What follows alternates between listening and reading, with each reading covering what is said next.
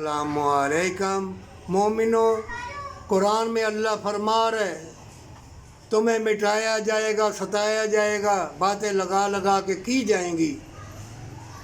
یہ مکار بے لباس لوگ، یہ دنیا کے طلبگار، یہ تمہیں مٹائیں گے۔ بار بار اللہ کا کلام سن، بار بار اللہ کا کلام پڑھ۔ بڑے بوڑھوں سے جو نصیحت کی باتیں کرے اس سے سن۔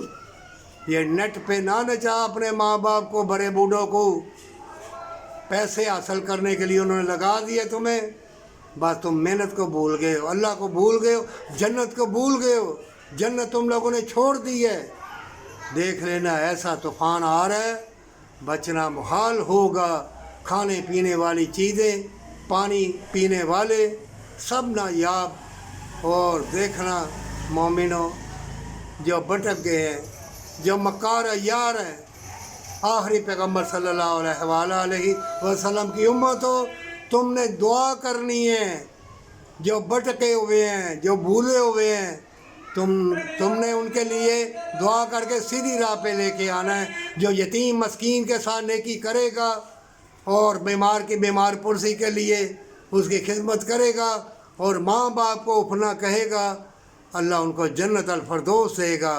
مومنوں، کڑا امتحان آ رہا ہے، سخت آزمائش آ رہی ہے، زبردست، ایسی سنسنی خیز بیماری، مضر ہوائیں جیسے کرونا مرونا، کئی بیماریاں آئیں گی اور تم بچ نہ سکو گے۔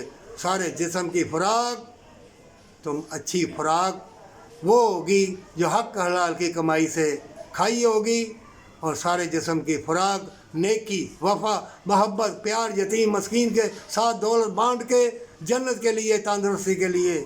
مت سمجھنا یہ بڑے بڑے محل اور بڑی بڑی گاڑیاں تمہارے ساتھ جائیں گی۔ تم نے جنت لینی ہے، مقابلہ بڑا سخت ہے، اور ستایا جائے گا، تڑپایا جائے گا، بے لباس لوگ ہو جائیں گے کھانے پینے کے لیے، دولت شہرت کے لیے۔ اے مومن، تم کبھی بے لباس نہ ہونا۔ تم آئے ہو عبادت کے لیے، تمہارا چلنا، کام کرنا، محنت مشقت کرنا، تڑپنا، رونا، یہ سب اللہ عبادت میں لکھے گا، پر سچی توبہ اور ماں باپ سے محبت۔